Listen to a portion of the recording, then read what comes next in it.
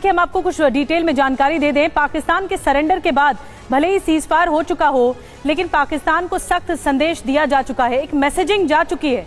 पाकिस्तान को सीधा पैगाम, आतंक मतलब जंग का ऐलान। बड़ी बात क्या है, पाकिस्तान को प्रधानमंत्री मोदी का कड़ा संदेश मिल चुका है।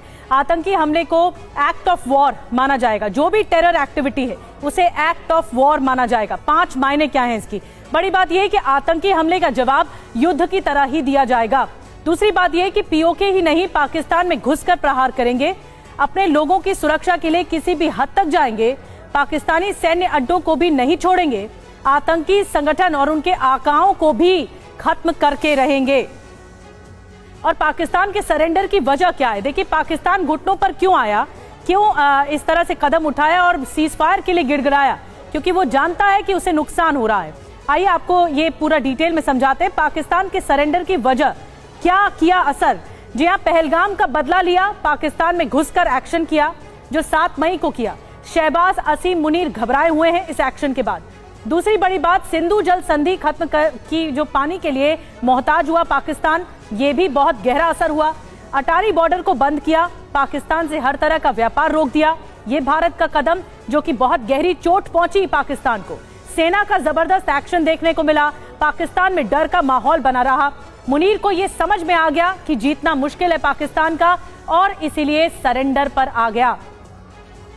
आनंद, मुनीर की जो सेना है, क्योंकि सारे फैसले पाकिस्तान में ऐसा लगता है राजनीतिक नहीं, सैन्य फैसले लिए जाते हैं, सेना जो चाहती है वो होता है। तभी जब सीज फायर का ऐलान हुआ तो उल्लंघन भी सेना की ओर से बहुत जल्दी कर दिया गया, बहुत तत्परता के साथ कर दिया गया। अब इस बैठक में क्या निकलकर क्या संभावनाएं हैं? भारत किन विकल्पों पर चर्चा कर रहा है?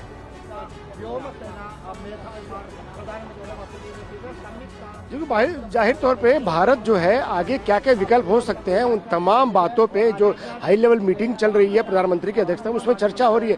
और साथ ही साथ ये भी असेसमेंट किया जा रहा है कि जो कल सीज फायर का फैसला किया गया दोनों देशों के बीच में, उसको लेकर देश के अंदर मूड क्या है। जाहिर तौर पे आप एक पॉलिटिकल लीडरशिप हो तो आप ये भी चर्चा करते हो कि आखिर हमारे इस फैसले का हमारी देश की जनता उसको कैसे ले रही है। और ऐसे में तमाम जो फीडबैक सरकार के पास भी आ रहे हैं, कल शाम से जी एक मैसेज देना था, वो हमने उसको दे पाएंगे कि नहीं दे पाए। क्योंकि जैसे कि आपको याद होगा, प्रधानमंत्री ने भी कहा था जब ये 7 तारीख को भारत ने जवाबी कार्रवाई की थी, तो उन्होंने कैबिनेट की बैठक में कहा था कि हमको ये करना ही था, देश हमारी तरफ देख रहा था। तो अब ये भी असेसमेंट किया जा रहा है सरकार के स्तर पे कि जो हमारी जो कार्रवाई हुई और जो उसका जो हमने सीज फायर किया है, क्या हमारे देश की जनता इतना चाहती थी कि उनको इससे भी ज्यादा कुछ हमसे उम्मीद थी? क्योंकि जिस तरह से आपने बयान दिया था प्रधानमंत्री ने बिहार में कि हम आतंकियों की जमीन छीन लेंगे, क्या जो एक हमने हाई पिच किया था उसको लेकर जनता उससे एग्री है कि नहीं? तो तमाम बातों को लेकर चर्चा चल रही है। हमारी सेना पहले से भी तैयार थी और सेनाओं को समय भी दिया गया 7 तारीख के जो हमने जवाबी कार्रवाई उसके पहले। तो ऐसे में अब पाकिस्तान को कैसे मैसेज देना है, क्योंकि आपने कह दिया कि कोई भी एक्ट ऑफ टेरर होगा तो उसे एक्ट ऑफ वॉर माना जाएगा। तो ऐसे में अगर कल को कश्मीर में फिर कोई आतंकी घटना होती है, 1 या 2 हमारे नागरिक मारे जाते हैं, तो उसके बाद क्या हमारी तैयारी होगी? क्या हम सीधा पाकिस्तान पे अटैक कर देंगे?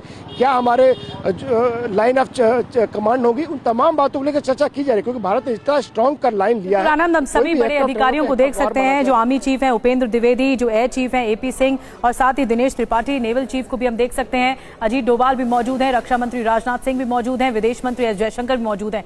कुछ बड़ी रणनीति बनाई जा रही है भारत सरकार की ओर से, और अब देखना होगा कि आगे का कदम क्या होता है। बहुत बहुत धन्यवाद आपका आनंद, ये जानकारी देने के लिए इस बैठक के बारे में।